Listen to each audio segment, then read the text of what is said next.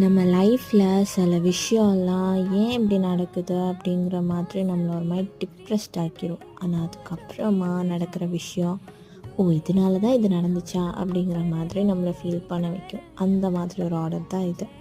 So first இந்த customer என்கிட்ட ஒரு ரெயின்போ கீ செயின் வித் இந்த பர்டிகுலராக இந்த க்ரீன் கலர் ஹேங்கிங்கோட வேணும் அப்படின்னு கேட்டிருந்தாங்க.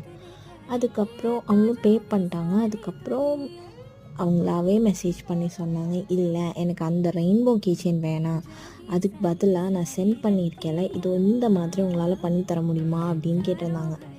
சரி ஓகே பண்ணிடலாம் அப்படின்னு சொல்லிட்டு அவங்க கேட்ட மாதிரியே பண்ணிட்டேன். And customer is very much satisfied.